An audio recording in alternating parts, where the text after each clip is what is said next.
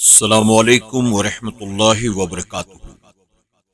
میرے پیارے آقا علیہ الصلوۃ والتسلیم کے پیارے دیوانوں، خاتون جنت حضرت فاطمۃ الزہرا رضی اللہ تعالیٰ عنہا کی کنیزوں، پیٹرول اور آگ۔ ایک فیشنیبل اپ ٹو ڈیٹ لڑکی، منہ پر پاؤڈر ملے، لب پر سرخی لگائے، ساڑی پہنے اور پوری حشر سامانیوں کے ساتھ کلکتہ کی ایک بارونق سڑک پر کچھ اس انداز سے جا رہی تھی کہ بقول اکبر الہ آبادی، دلکشی ناز میں ایسی کہ ستارے رک جائیں، دلکشی ناز میں ایسی کہ ستارے رک جائیں، سرکشی چال میں ایسی کہ گورنر جھک جائیں۔ یہ لڑکی جا رہی تھی کہ سامنے سے ایک نوجوان نمودار ہوا۔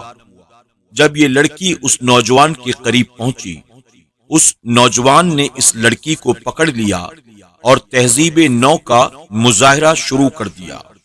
نوجوان کی اس جرأت اور بے باکی پر فیشن کی پتلی گھبرائی اور نوجوان کو جھڑکنے لگی، اور اس کے بعد اس سے پیچھا چھڑا کر اپنے گھر پہنچی۔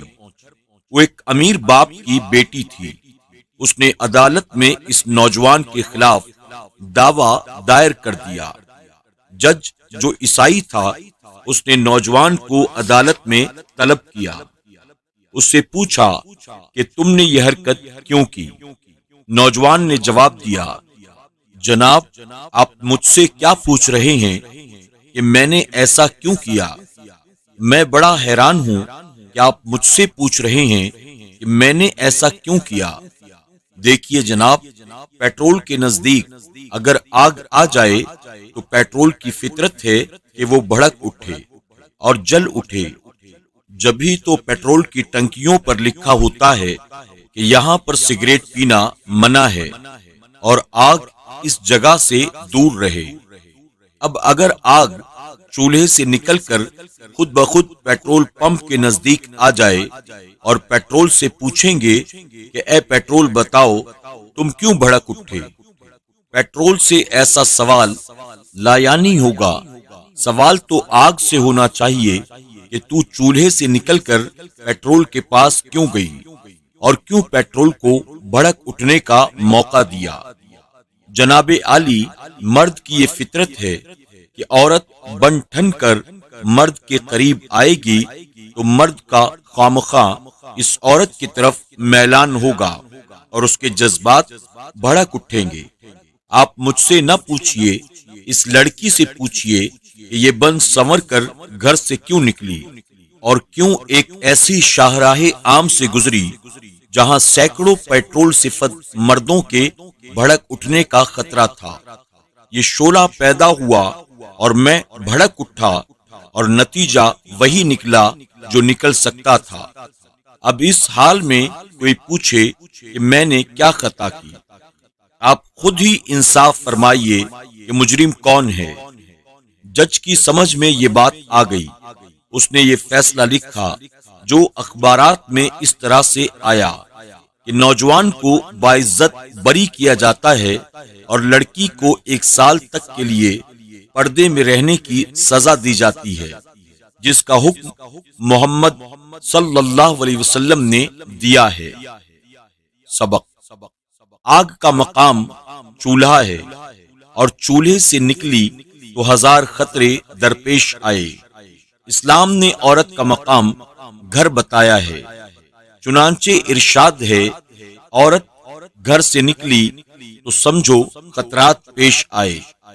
سمجھیے پیٹرول پمپ کے نزدیک تو ایک سگریٹ تک پینے کی اجازت نہیں، لیکن اس دور آزادی میں ایک ایک مرد کے چاروں طرف آتشے پر کالے گھوم رہے ہیں، اور جہاں دیکھو آگ پیٹرول کے ساتھ ساتھ ہے۔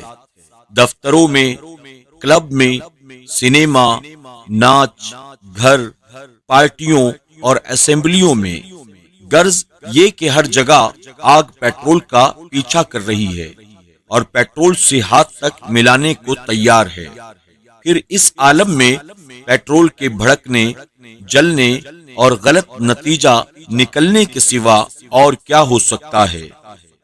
ادھر جو پردہ نہ ہو سکے گا، ادھر جو پردہ نہ ہو سکے گا، ادھر بھی تقوی نہ ہو سکے گا۔ دونوں عالم کا تجھے مطلوب گر آرام ہے، دونوں عالم کا تجھے مطلوب گر آرام ہے، ان کا دامن تھام لے جن کا محمد نام ہے، صلی اللہ تعالی علیہ وسلم۔ حکایت نمبر 123، ایک اپ ٹو ڈیٹ عورت کا حشر۔ گزشتہ دنوں لاہور کی سب سے بڑی پر رونق اور خوبصورت ترین سڑک مال روڈ پر ایک ایسا روح فزا منظر دیکھنے میں آیا جسے یاد کر کے سر ندامت سے جھک جاتا ہے۔ ایک حسین شام کا واقعہ ہے۔ مال روڈ کے اس حصے پر جو بیڈن روڈ مال روڈ کے چوک سے چیرنگ کراس کو جاتا ہے، لوگوں کا ایک بہت بڑا گروہ تالیاں بجاتا ہوا جا رہا تھا، جیسے کسی میلے پہ جا رہا ہو، اور ہجوم کے آگے آگے ایک اپ ٹو ڈیٹ خاتون دوپٹے سے اپنا منہ چھپائے اور نظریں نیچے کیے ہوئے چلی جا رہی تھی۔ ان کے ساتھ دو مرد تھے جنہوں نے ایک سیاہ فام نوجوان جو میلے کچیلے کپڑوں میں ملبوس تھا پکڑا ہوا تھا۔ سول لائن کے تھانے تک ہجوم کی تعداد میں اضافہ ہوتا گیا، تالیوں کا شور بھی بڑھتا گیا، اور اس خاتون کی نظریں زمین میں گڑتی چلی گئیں۔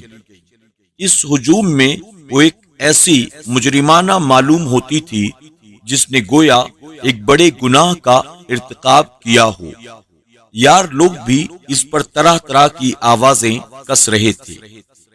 تھانہ میں اس خاتون نے بڑی شستہ انگریزی میں پولیس کو بتایا کہ وہ شادی شدہ ہے اور وہ لاہور کے ایک معزز گھرانے سے تعلق رکھتی ہے۔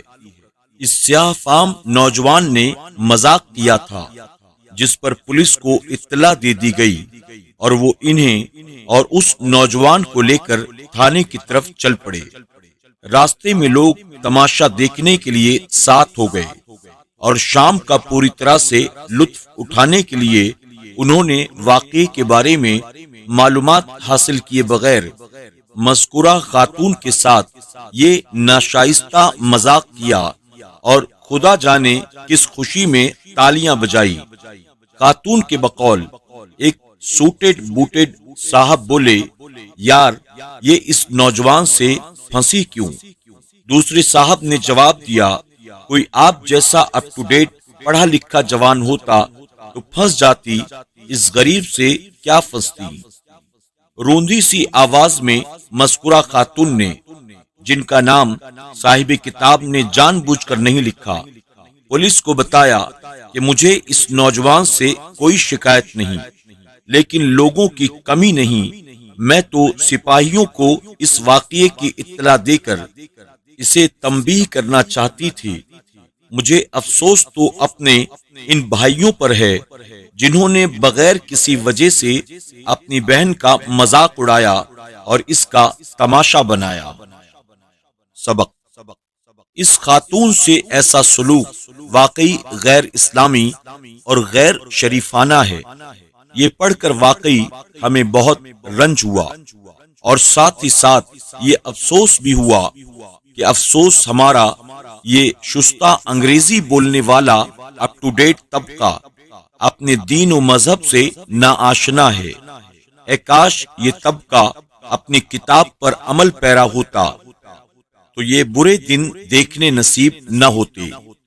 انگریزی بولو مگر قرآن پاک کے حسب ذیل ہدایت پر بھی عمل پیرا رہو، پھر دیکھو اس قسم کے غیر شریفانہ اور اخلاق سوز واقعات کا سدباب ہوتا ہے یا نہیں۔ قل للمؤمنات يغضضن من أبصارهن ويحفظن فروجهن ولا يبدين زينتهن إلا ما ظهر منها۔ مفہوم۔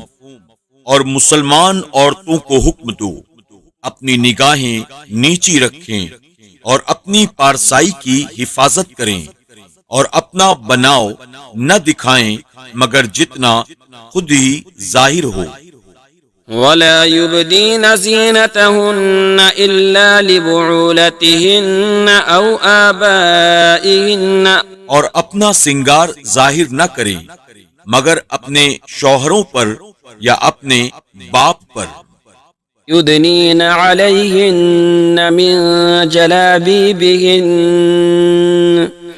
ذلك أدنى أن يعرفن فلا يؤذين، یعنی مسلمان عورتیں اپنی چادروں کا حصہ اپنے منہ پر ڈالے رکھیں، یہ اس سے نزدیک تر ہے، اور ان کی پہچان ہو تو وہ ستائی نہ جائیں۔ قرآن پاک کی عورتوں کے متعلق ان ہدایات کو پڑھیں اور سوچیں کہ بے حجابانہ اور شوق چشمی سے باہر نکلنے والی اپ ٹو ڈیٹ عورتیں ستائی نہ جائیں گی تو اور کیا ہوگا۔ مذکورہ بالا خبر کو دوبارہ پڑھو اور دیکھو، اس میں یہ درج ہے کہ اس ہجوم میں اپ ٹو ڈیٹ خاتون دوپٹے میں اپنا منہ چھپائے اور نظریں نیچے کیے ہوئے جا رہی تھیں، اور ہجوم بڑھنے کے ساتھ ساتھ اس خاتون کی نظریں اور بھی زمین میں گڑتی گئی۔ معلوم ہوا کہ دوپٹے میں منہ چھپانا اور نظریں نیچی رکھنا عورت کی فطری چیزیں ہیں، اور اسلام عورتوں کو اپنا حق سنبھالنے کی دعوت دیتا ہے، مگر افسوس کہ آج کل اسلام کی اس خیر خواہی سے بے نیاز رہ کر اور موجودہ غیر فطری آزادی کو اپنا کر عورت ہزار ذلتوں کو دعوت دے رہی ہے۔ نظر نیچی رکھنے کا جہاں عورتوں کے لیے حکم ہے، وہاں مرد کے لیے بھی یہ حکم ہے کہ وہ اپنی نظریں نیچی رکھیں۔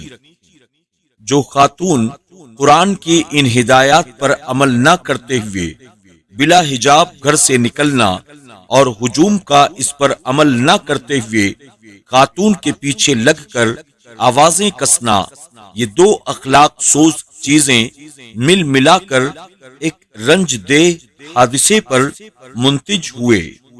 اگر قرآن پاک پر مرد اور عورتوں کا عمل ہو تو ایسے واقعات کبھی نہ ہوں۔ وہ معزز تھے زمانے میں مسلمان ہو کر، وہ معزز تھے زمانے میں مسلمان ہو کر، اور ہم خوار ہوئے تارک قرآن ہو کر۔ آج کے درس میں بس اتنا ہی، انشاءاللہ چند نئی حکایات کے ساتھ کل پھر آپ کی خدمت میں حاضر ہوں گے۔ اپنا خیال رکھیں اور اپنی دعاؤں میں ہمیں ضرور یاد رکھیں۔ السلام علیکم ورحمۃ اللہ وبرکاتہ۔